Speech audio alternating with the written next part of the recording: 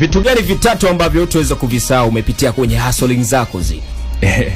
Vitu vitatu, cha kwanza ni kutokufikisha mshahara wa $100,000 kwa muda wa miaka 3. Miaka 3 mzee uje iramba la. Miaka 3. Miaka 3 nilikuwa nafanya kazi kwenye redio na mshahara wa kwanza kwenye mwaka wa kwanza nilikuwa nalipwa $5,000 kwa wiki, ambao ni kama $20,000 kwa mwezi. Kwa hiyo mwaka wa pili nikaongezewa $5,000 kwenye ile $5,000, kwa hiyo ni $10,000 kwa wiki, ambao ni sawa na $40,000 kwa mwezi.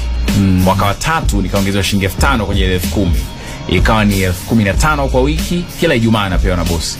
Kwa hiyo ni sawa na $60,000 kwa mwezi. Kwa hiyo kwa miaka 3 sikuwahi kufikisha mshahara wa shilingi $100,000.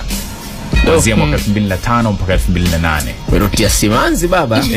Yani balaa. Lakini pia hii iwafikie watu wangu bwana ambao wako kwenye sehemu ambazo labda inawezekana wamekata tamaa, inawezekana uko unafanya biashara yako unapata faida ndogo sana na unatamani kurukia vitu vingine vikubwa kwa muda huo, lakini hakuna haja ya kuwa na speed. Sana sana ni uvumilivu na kuweka tu jitihada kwenye kile kitu ambacho unafanya. Na ule msemo ambao wanasema kizuri kinajiuza, unafanya kazi kweli kweli. Yani hata kama wewe utachukua miaka 2, 3, 4, lakini bana ukiweka jitihada na ukafanya nguvu zako zote kwenye kile ambacho unakifanya, Mungu hawezi kukuacha. Yani Mungu hakuachi kabisa. For sure. Kwa hiyo hilo ni swala la kwanza hilo. Okay. Yako mambo mengi, lakini swala la pili, nakumbuka ndoto yangu mimi siku zote ilikuwa ni kufanya kazi na Clouds FM. Nilikuwa ndoto yangu kitambo. Yani toka mimi niko sekondari, unajua mimi nilikuwa nachukua zile stories za kina Gardner G Habash wakitangaza kwenye Bongo Flava na nini, napeleka Clouds, napeleka shuleni na wahadithia wenzangu, kwa sababu at that time kulikuwa hamna internet, watu walikuwa hawana simu kama hivi. Kwa hiyo radio ilikuwa inasikizwa sana kwa sababu ndo habari zinakotokea. Kwa hiyo mimi nilikuwa nachukua story kule kwa kina Gardner na zipeleka shuleni na wahadithia. Kwa hiyo nikapata umaarufu wa pale shuleni. Na kitu ambacho siwezi kusahau ni kwamba ndoto yangu ilikuwa ni kufanya kazi na Clouds, lakini niliwahi kuomba kazi Clouds kwa zaidi ya mara 6 na nikakataliwa. Kwa zaidi ya kila ukienda bwana sema kila nikienda yani wananiambia hapana hujakidhi unajua. Kwa hiyo zaidi ya mara 6 nilikataliwa. Yani ingekuwa bwana Wasu hapo robo yake. Kwa hiyo pia hii nahitaji pia niitumie kwa watu wangu ambao wana hustle kama mimi, kuambia kwamba inawezekana kuna kitu unakitaka na unaamini kabisa unaweza kukifanya, lakini ukawekewa au ukapata vizingiti kukifikia. Hiyo haimaanishi wewe ukate tamaa. Hiyo haimaanishi pia kwamba usiache kuendelea kujaribu. So endelea kujaribu, yani endelea kujaribu as long as wewe una imani kwamba hichi ni cha kwangu. Ndio. Kwa sababu Mwenyezi Mungu ni mkubwa sana na anatuona, anaona hustle zetu.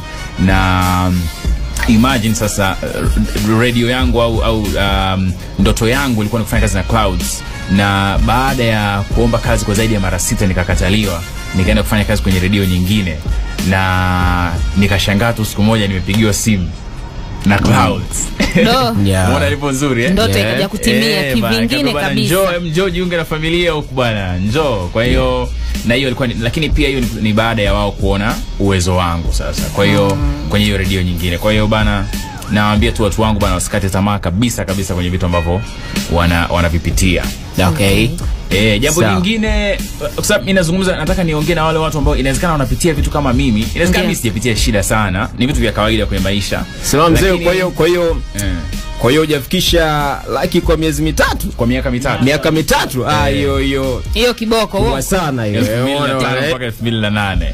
Okay, sawa. Wakati sasa hivi mtu akiingia tu radio, mshahara kwanza kutana nao ni si chini ya $200,000 sasa hivi. Na pia tusiendekeze sana pesa, yani pesa bana ina muona sasa. Muona sasa. Zeki unaona sasa.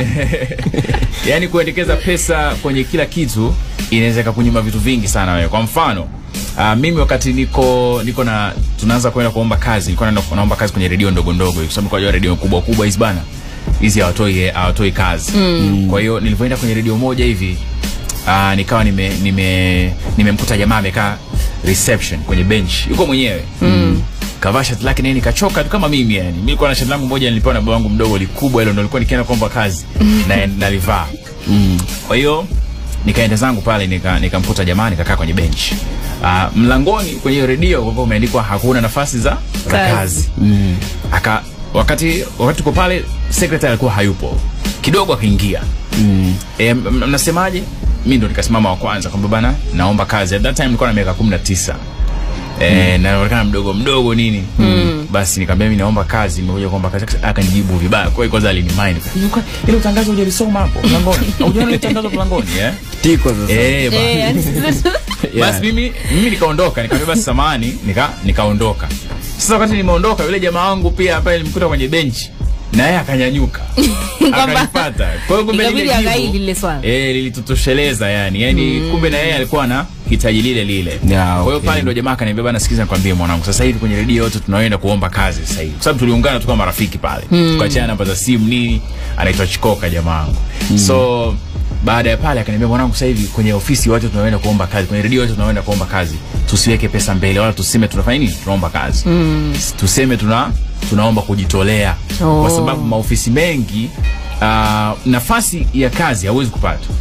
Lakini hamna bosi ambaye leo hii utaenda ukamwambia naomba kujitolea akakataa. Anaweza kusema ngoja nimwangalie.